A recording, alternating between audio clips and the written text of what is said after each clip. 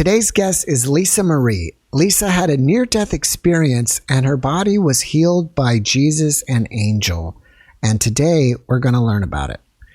Lisa Marie, thank you so much for joining me and welcome. Hi, Jeff. Pleasure to meet you. Thank you for having me. Well, likewise. Thank you so much.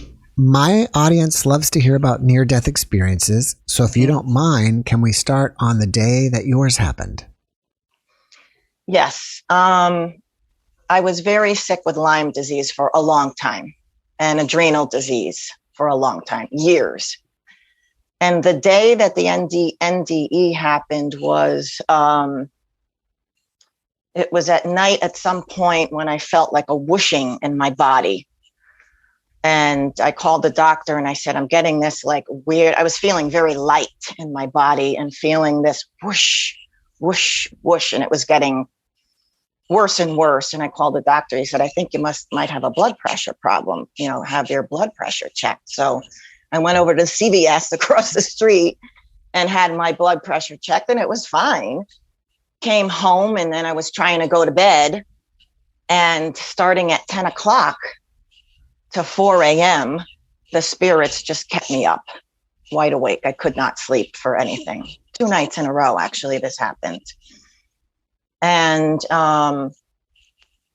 at some point, my body was just getting lighter and lighter and lighter. And then I was just totally out. Not in the corner of the room looking down at myself or anything like that, but I just knew I was in my spirit form, because you just know, because you don't have that kind of peace and bliss and that love here in the human body, in the physical body.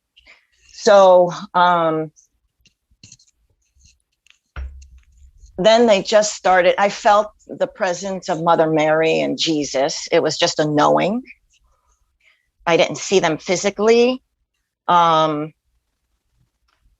I felt them just performing physically like a miracle on my core, like from my rib cage down to my lower abdomen.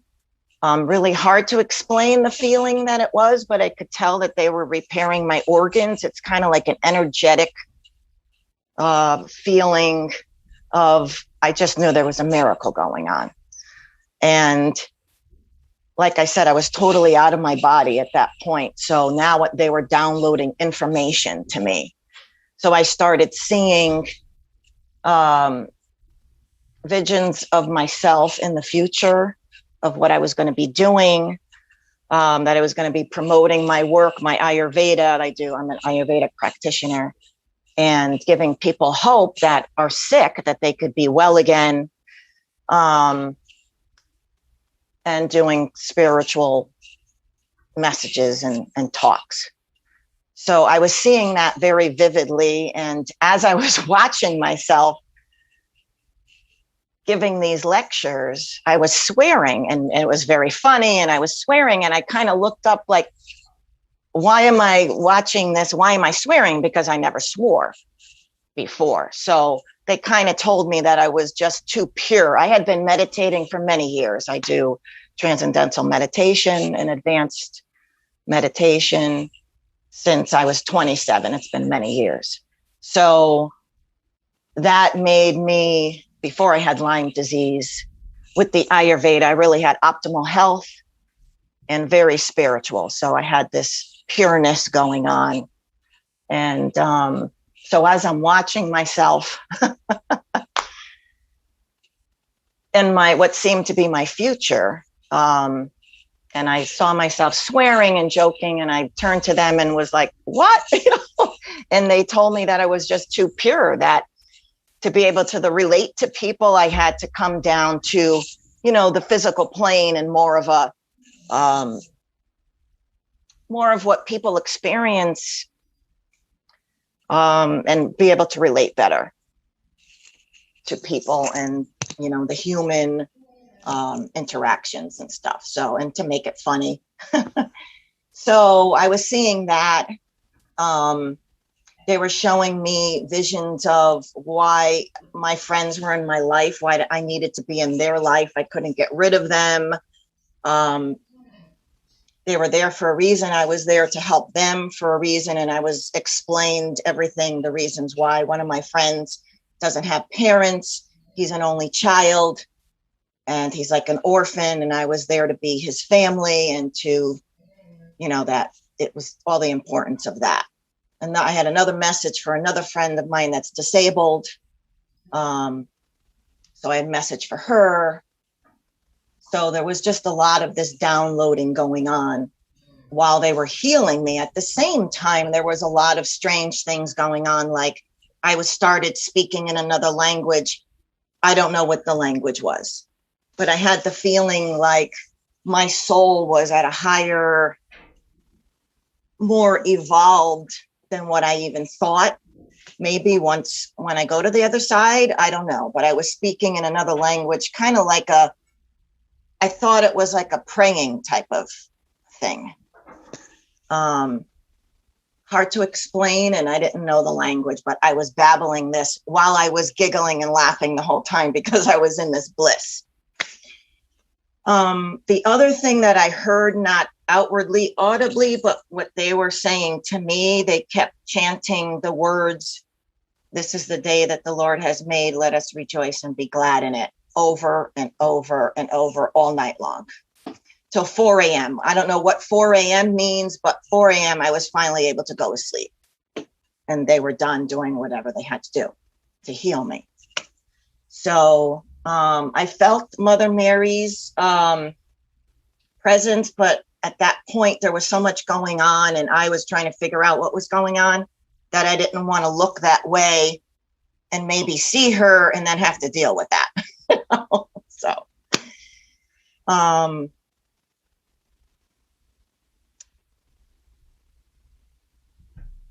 I think that, when that change happened, once I was out of my body,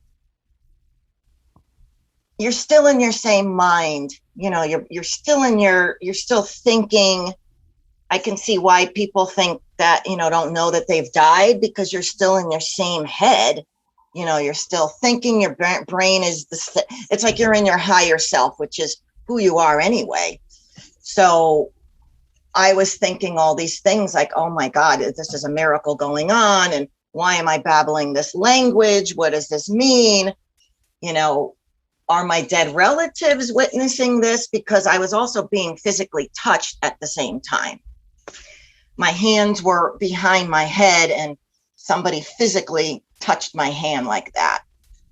And then a spirit of some sort came. I was laying in my bed and they came into my bed to like hug me.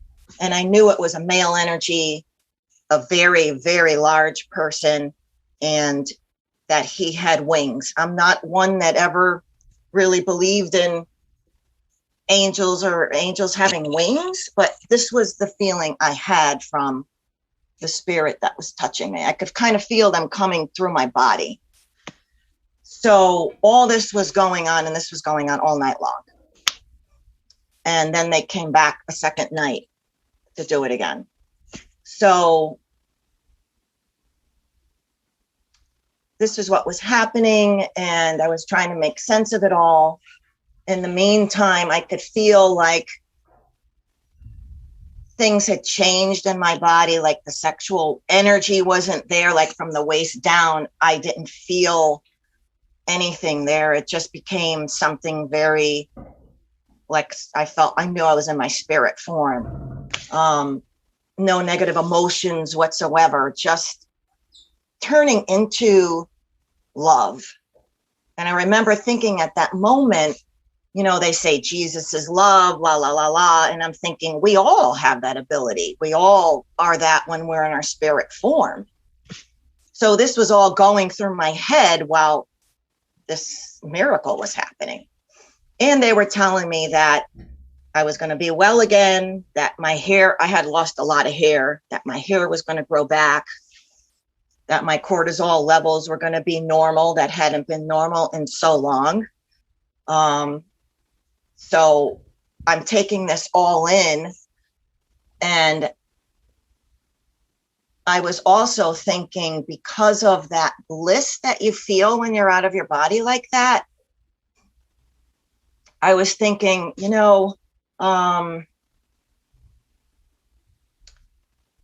I think that's why I believe in reincarnation, and I believe we come back and have all these lives, and that, we kind of make our life what it's going to be, to have a challenge spiritually.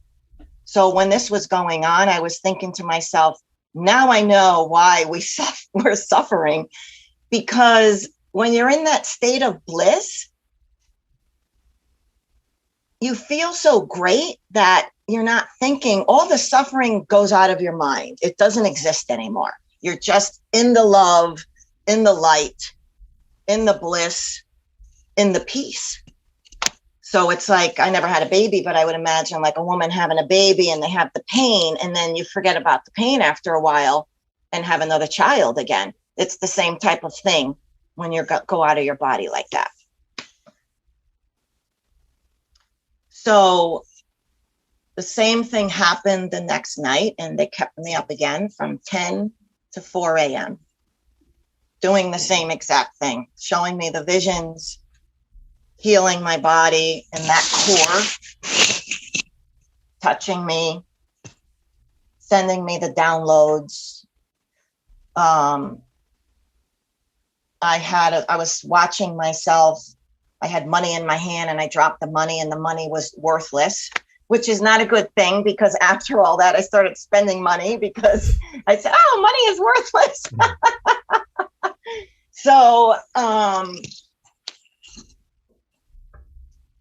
that was about it. And then it happened another night. And then my blood pressure was very high after that. They kept me up. I didn't sleep for 2 nights straight.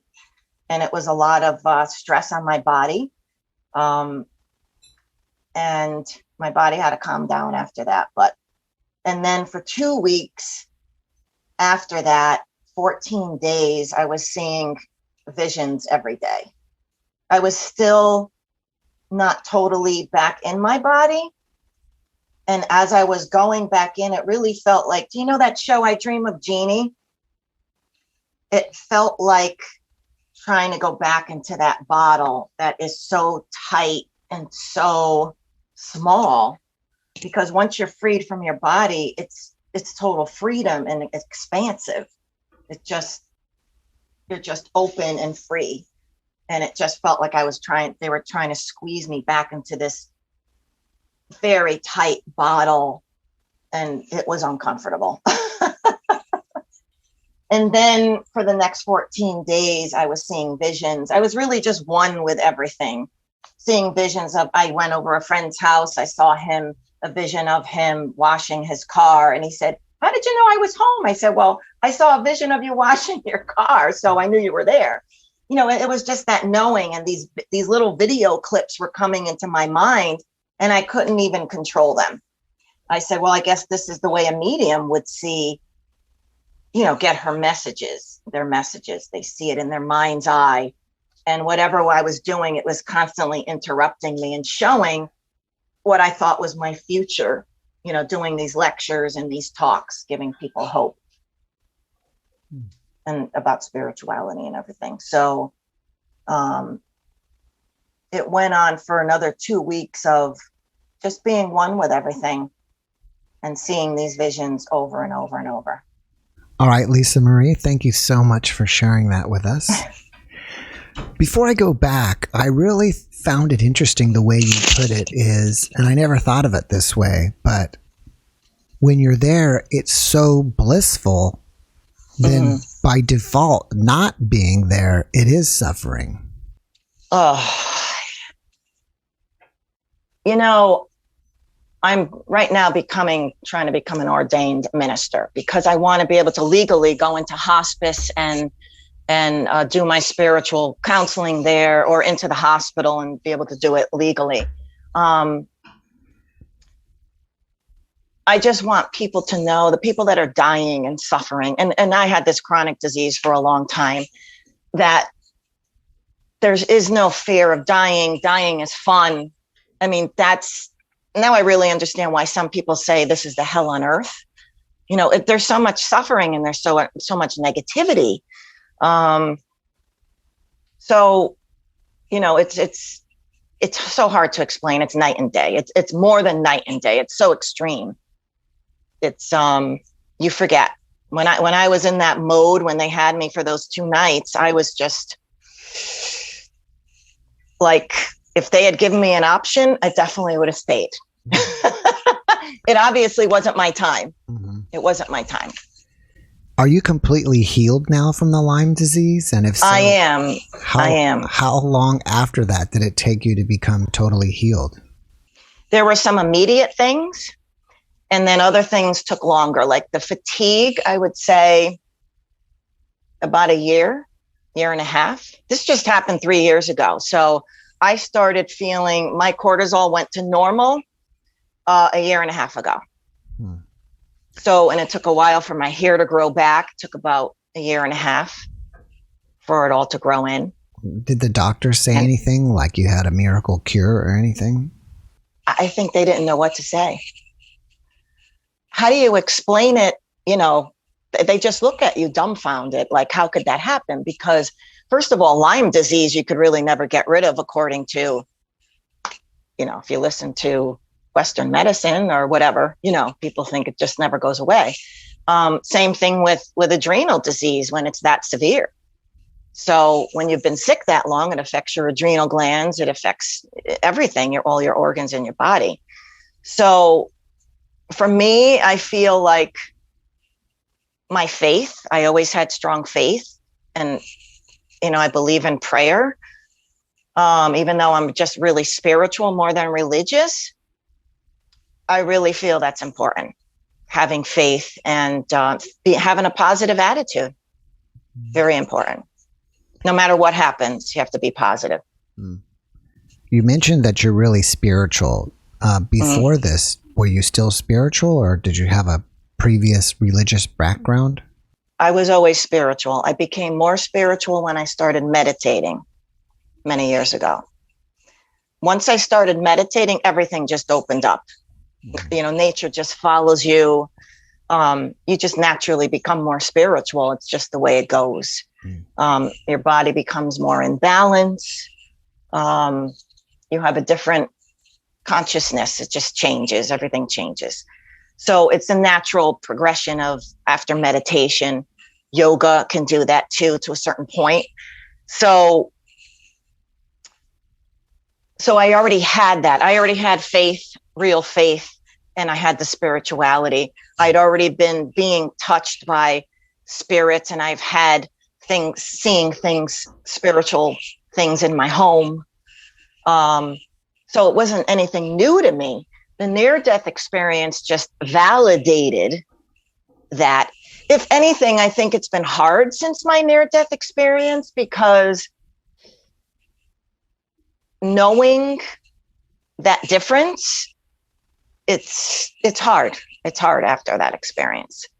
It's just that much of a difference of being out of your body versus, the physical body. It's a big difference. What makes me curious is, and I'm not challenging you, but why you saw Jesus and angels and the Mother Mary when you're not really particularly religious, and you still don't seem to be religious. Yeah, I mean, I kind of always was a Jesus person. I just felt like I was always kind of drawn to him. I would watch movies about him, and I didn't really know why I was drawn to him until I saw a medium that told me that Jesus was my guide. So I said to her, no wonder why I'm thinking about that guy all the time, and I'm trying to get information on him. So it made sense to me. But I think that when somebody meditates, that makes them just more of a spiritualist versus anything else. But I'm open to it all. I can go to a church and feel the energy there. I'm open to it all. I'm not closed off in any way of feeling energy and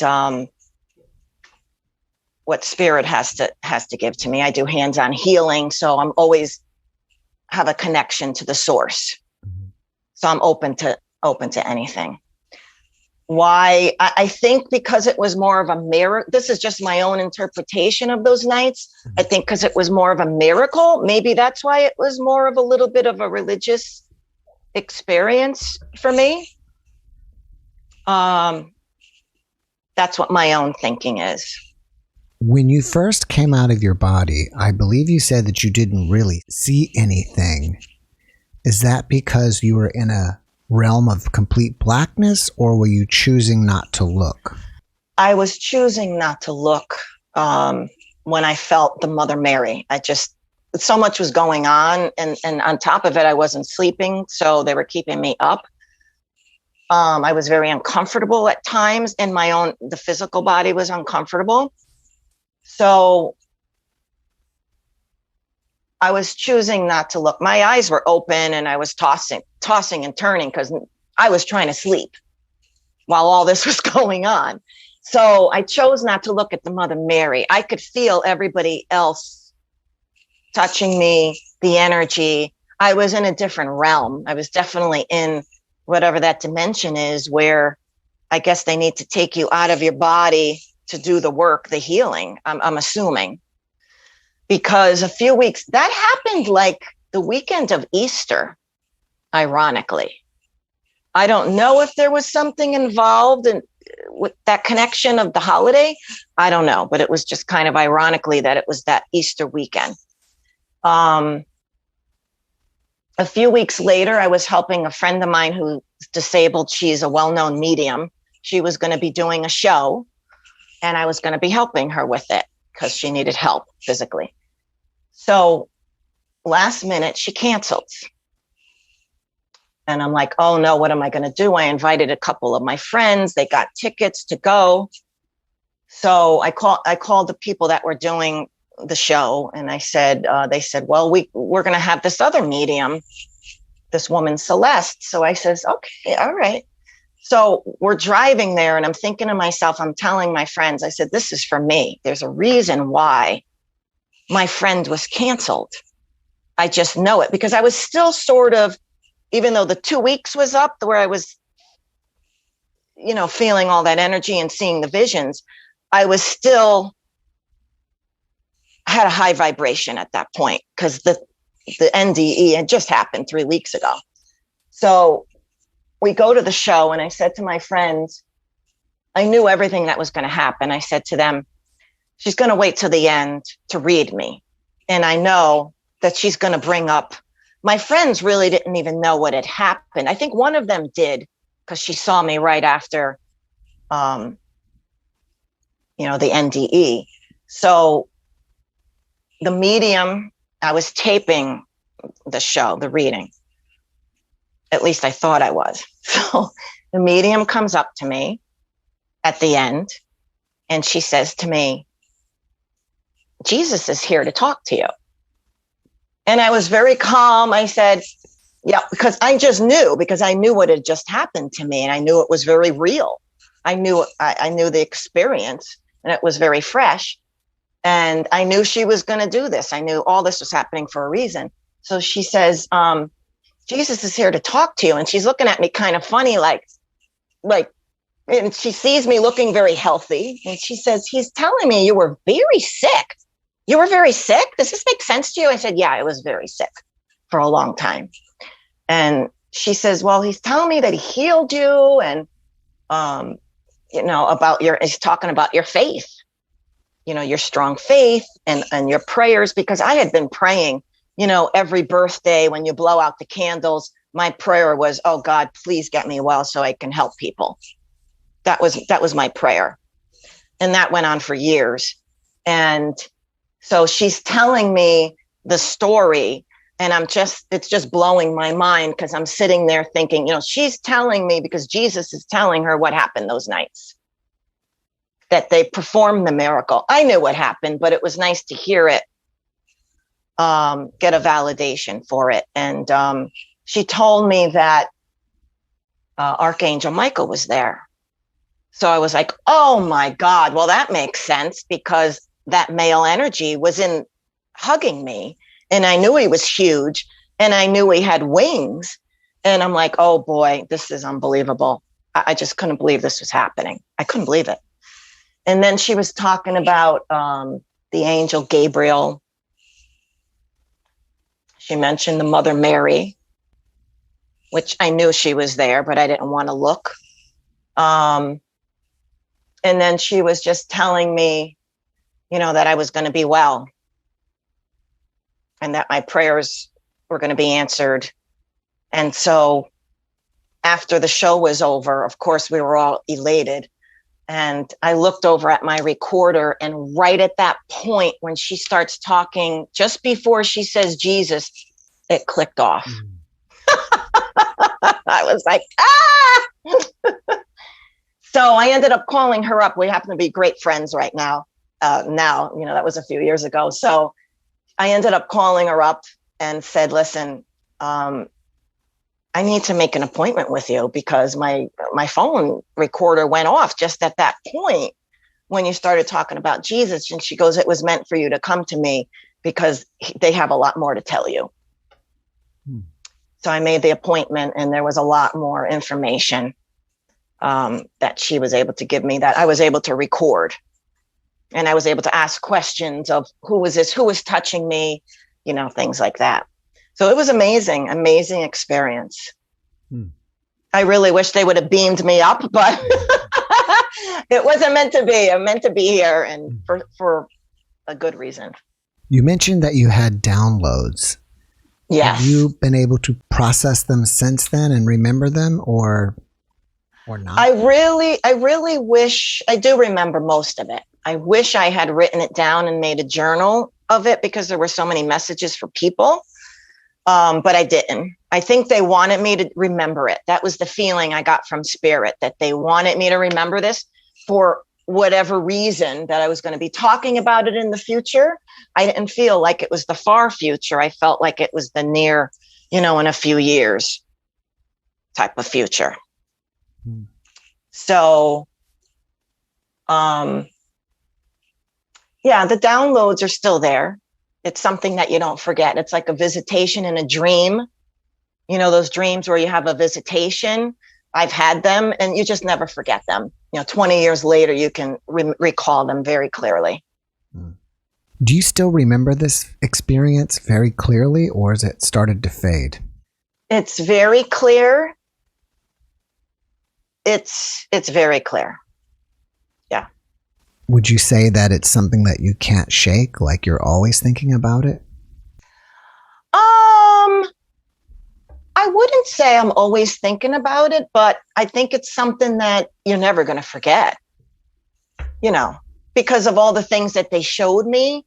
I want to make sure that they're happening little by little. They're happening. This is happening. This is happening. When I saw myself swearing and saying certain words in my lectures that they were showing me, as of last year, my language has changed. So I'm like, okay, maybe I'm going towards that direction. I'm getting closer. So all these things are just happening slowly that they told me was going to happen. Do you have any after effects from this that you have to manage? I think there's things that happened to me that didn't happen before. There was a 3-month period. It wasn't that long ago, where I was taking care of a friend's house, and I opened up the garage and I hear this radio blasting. And I'm like, where's that coming from? Somebody must be in the house. And she was in Florida. And I know she's got this old radio in the back of the basement. So I open the garage, I hear the music, and I'm thinking, this is freaky. So I go to the back of the basement, and I can't turn the radio off. I'm pushing the power button and it wouldn't go off. Finally, somehow I got it to go off. I went upstairs, nobody's around, doors are locked. Okay. I was home one night, my TV goes on its own. And I'm thinking, I got to get another TV. I got to get a new TV. The TV's shot. Okay, I let that go. I let the other thing go. I went back to my friend's house again to check on her house. Now, her husband died a couple of years ago. So I'm thinking he's playing games with me. Okay. So I'm in her house. The TV goes on by itself. The remote was nowhere in sight. So now I'm starting to wonder. Then I go to Starbucks. I'm with my friends. Their computers are going off. They're having problems. Their phones are getting quirky. I realize that it's not a spirit doing these things. It's me. My whatever happens when you have an experience like that, the vibration or whatever happens, now I'm starting to affect my body, my spirit, whatever is affecting equipment. So that was interesting. So that's an after effect. I was already doing healing work before. That has increased. My energy and the healing energy has increased. I have more of a connection with spirit now. My healing abilities are stronger now. I have a deeper level of compassion. I always had compassion, but having the long-term illness in itself deepened my compassion a great deal, because before that I had optimal health. I was practically enlightened. So I couldn't relate to people that were sick, even though I had compassion. If you don't go through it yourself, the fatigue, the pain, the chronic pain, I never knew why people turned to alcohol and drugs. And I mean, I could have easily, thank God I didn't. Thank God, I was strong enough to, and I don't know, thank God I didn't. But I definitely understand how people can turn to alcohol to ease their emotional or physical pain. Turn to, I could have easily gotten into some type of pharmaceutical drug to ease the pain of the Lyme disease. I mean, I had head to toe pain, chronic, every day, every minute of the day. And the fatigue was unreal. So I definitely understand the depression that you get with a chronic illness is terrible, because you're affected not only physically, it affects your spirit, it affects your mental state, everything. So I'm able to help my clients much better now because I know what they've been through, a lot of them. So it helps me in my business. It helps me to relate to people, to have a deeper compassion. And then the NDE, I was always the type of person to look at a big picture and I was always positive, but the NDE really makes me know that life is short and every moment is meant to be, even the bad, for whatever reason. And like I said, when I was out of my body, you forget all that. I mean, I could see where I can instantly say, oh yeah, I'm going to make it real difficult the next time. In a nanosecond, in a nanosecond, you're out of your body and you feel nothing but an extreme bliss, peace, and the love. You are love. It's nothing like the love that we have here. What do you think is the purpose to life? Here in the physical, I think it's all about lessons, relationship lessons. I think a lot of times I think now, am I doing it right? Is this what they want? I'm all about forgiveness and forgiveness of the self. I think forgiving oneself is even harder than forgiving people. I think the purpose is the lessons, and to become, I think the lessons are for spiritual evolvement, to get to a higher level. I really believe that there's different levels in heaven.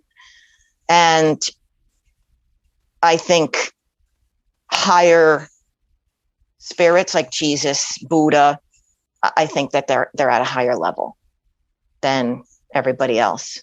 So, and I think that's why I was talking in that language that I don't know what it was, that maybe my spirit, when I do eventually get to the other side, is at a higher level. That's why maybe I was drawn to spirituality and meditation. I don't think that everybody has to have that path. And I also think that meditation could get you to a very blissful spot in your life. I think the inner intelligence of the body is amazing. You can get 50% there, but you're not going to get to the point of being totally in your soul like I was. I mean, that's a whole different level. Do you remember any of the things you spoke when you spoke that other language? I don't. I just know it felt like a prayer type of, like a chanting. I don't remember because it was in a language, and I think it wasn't a language like Italian or Spanish. It was in one of these,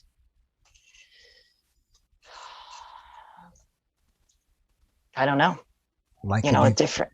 Would you compare it to people who speak in tongues? I would say it was no.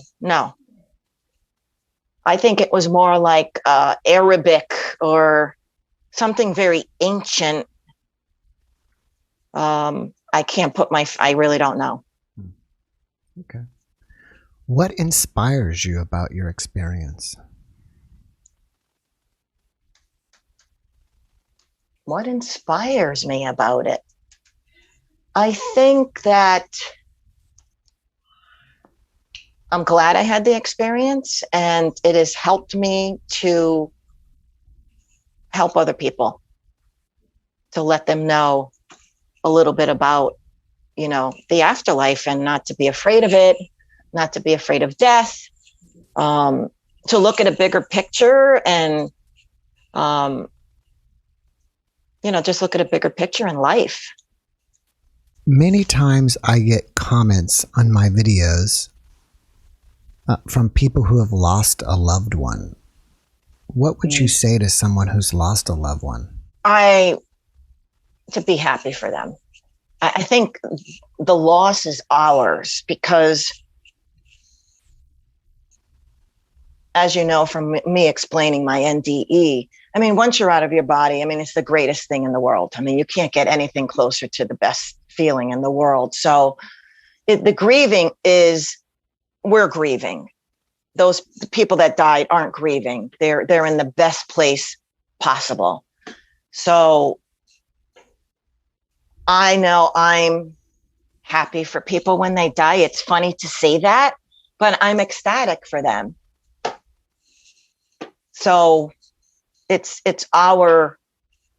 we're the ones feeling, I always tell people when they say, oh, I hope my father isn't mad at me for doing this or doing that. They're not mad. They are so happy and blissful and peaceful. There's no negative emotions there. So, they're so happy and they just want the best for you. Mm-hmm. That's all they want. And they could easily go, if they're into this, I don't know, some people are not into mediums, but hook up with a really good medium, a good one, and that will relieve a lot of that, because your loved ones are waiting for you. They're just waiting there on the other side to help you and to heal you. What kind of advice would you give to somebody who just recently had an NDE and didn't know how to process it? That's a good question, Jeff. Because I was already spiritual before, I loved the experience, except that, I'm longing for that. I'm a happy person. So I can't imagine not being these people that are committing suicide, they have an NDE, they come back and they're just really wanting to be on the other side again. I think that's really tough. It's tough for me, and I'm a happy person. And I'm already spiritual. So I think somebody that wasn't spiritual and has an NDE, it's a shock, a pleasant shock. I think I would tell them to just embrace it and live in the now. Just live in the now and go with the flow. Everything, my whole life is living in the now. I looked at your podcast just to see it, to make sure I should be doing it. Oh. Well, I'm glad you decided to.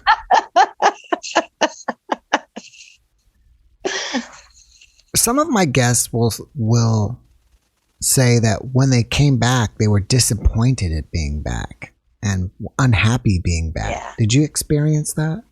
Yeah, no, I wasn't happy to be back. No, absolutely not. It's such and it's so hard to explain, Jeff. It's such a difference of, and like I said, with the meditation, I was at a certain level already, and I had bliss consciousness, you would call it. before my illness. So I already had that, but to compare it to heaven or the earthly, whatever, that realm is totally different. And so for me, it took a lot of adjusting to be back into my body. Because don't forget, for 2 weeks after, I still was kind of out. I was still extremely light in my body. I was functioning, doing things or whatever, but I was very light and seeing all the visions and everything still. And that still lingered on a little bit after that. So, yeah, I don't know why. I guess everybody has their own experience. I don't know why somebody would be happy to come back, because it's that different. I mean, it's just no negative emotions whatsoever. Extreme happiness. I think one of my guests even expressed that she had PTSD from coming back. Yeah. I can understand that. Yeah. I think that it's acceptance. You have to come to an acceptance of, okay, it wasn't my time. An acceptance of, okay, what is the work I'm supposed to be doing? What am I supposed to continue doing? It's all about acceptance and realizing that you are here for a reason. And that's that. When you have to accept that it wasn't my time, does it make you start to think about, is everything predestined? My feeling is it is. I feel, this is only my opinion. I'm not saying that everybody has to have my opinion, but I feel that every moment, including this one right here, is meant to be. Every moment is orchestrated the way it's supposed to be. That is my philosophy, whether it's good, bad, or whatever. So when something bad happens to me, whatever it is, I could be stuck in traffic. I think I'm late to a meeting or something. I'm like, okay, this has got to be happening for a reason, because, maybe there's an accident up ahead, or there's some reason. And I always find out later what that reason was. And when I ask spirit, all anybody has to do is ask for, and they'll get an answer. I have like a little pact with spirit. Listen, I want an answer within 24 hours. And I get it. I get it. They're there all the time. They are there. Have you ever asked yourself this question, like, why me? Why did this happen to me? No, the thing I asked was, when I got sick, why did that happen to me? Because my spiritual path was so strong. My optimal health was so strong. So I didn't understand that tripped my life plan up. So when that happened, that was what I questioned. I kind of felt abandoned by spirit when that happened. So that took a lot of years of acceptance of the illness. There was a lot of processing I had to do, questioning to spirituality, questioning a lot of things. From what I understand, you get Lyme disease from ticks. Is that how you got it? I did. Were you out camping or something and got ticks, or what happened? I was actually mowing somebody's lawn on one of those ride-on mowers. And I guess it crawled up on me and got me in the under the right rib. And I just thought it was a mosquito bite at first, and the rash was there, and it grew and it grew, and I just let it go I didn't go to the doctor for 2 weeks, because then it was starting to get really painful, and it was expanding and going around my waist. So, it was pretty obvious there was something wrong. And I think with Lyme disease, if you don't catch it within the first 48 hours when it's in your blood, forget it. You end up in big trouble. And within a year, I was crippled. I think I did a couple weeks of antibiotics, and then I went to a great chiropractor who had this homeopathic seed remedy that he was using for Lyme disease, a guy in Massachusetts. Interesting. So that started, the healing from the bedridden state getting a little bit better. All right, Lisa Marie. Well, I'm going to shift gears on you here. Okay. What is your website? PerfectHealthAndBalance.com. Perfect Health and Balance. If people want to reach out to you, is it best that they find you there or on some other social media site? Sure. The website is great because it's linked to all the social media icons are at the bottom of the pages. And they link right over to Twitter, Facebook, Instagram. So it's all there. My name is there, all the information, contact information, what I do. It's all there. Do you have any other projects that you're working on right now that you want us to know about?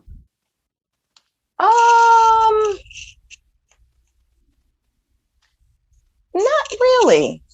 Just the healing work that I do. That's it's just getting more and more, and I'm looking forward to what the future is going to bring with that. How many years have you been doing the healing work for? A long time. Since in the 90s. A long time. All right, that's great. All right. Well, before we wrap it up, do you have one last message that you would like to share the audience with? Well, I was going to ask you a question. Go ahead.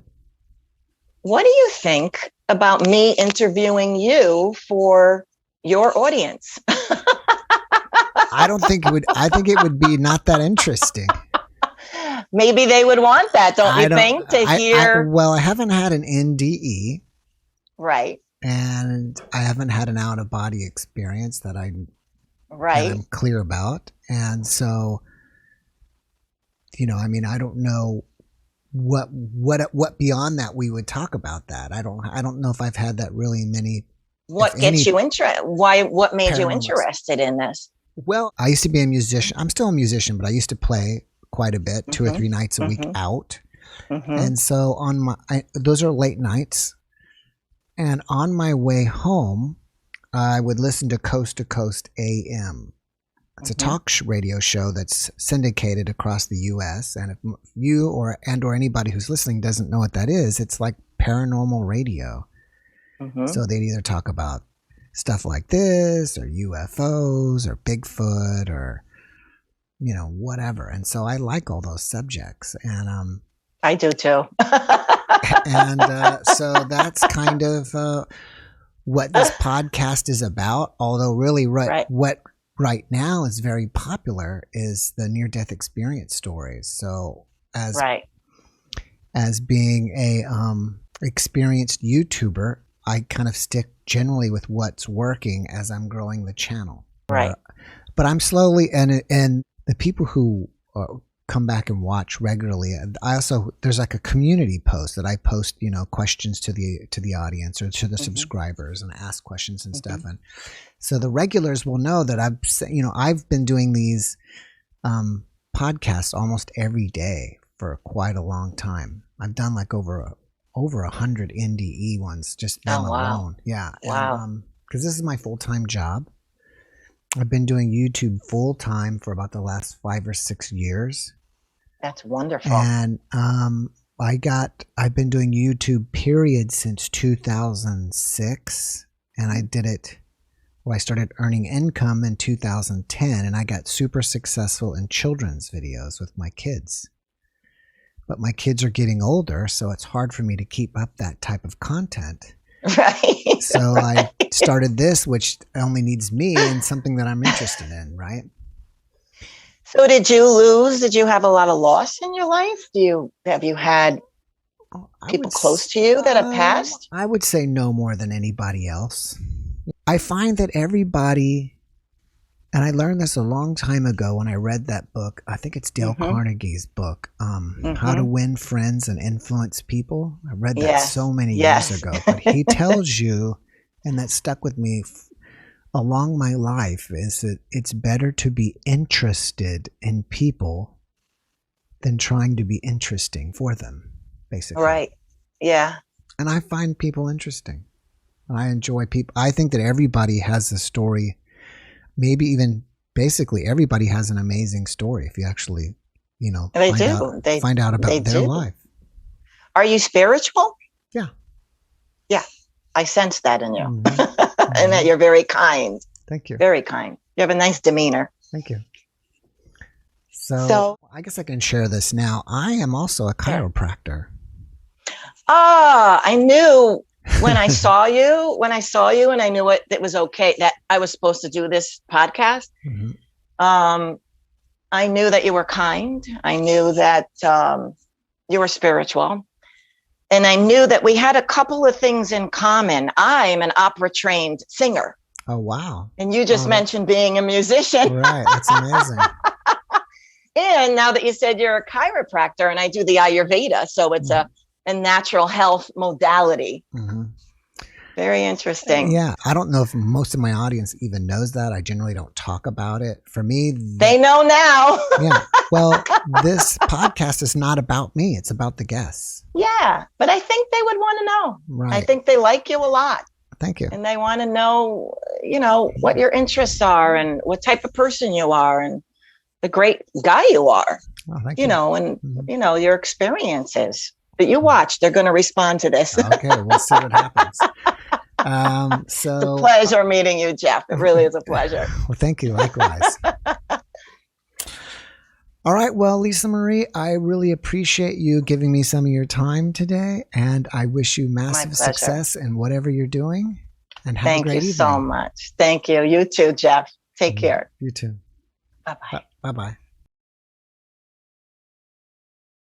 Thanks for watching the JeffMara podcast. I really appreciate you. Another way to show support is through YouTube memberships. And if you do, there are loyalty badges and other perks depending on your level of membership. All you need to do is click the join button underneath the video to find out more. Thank you for your support.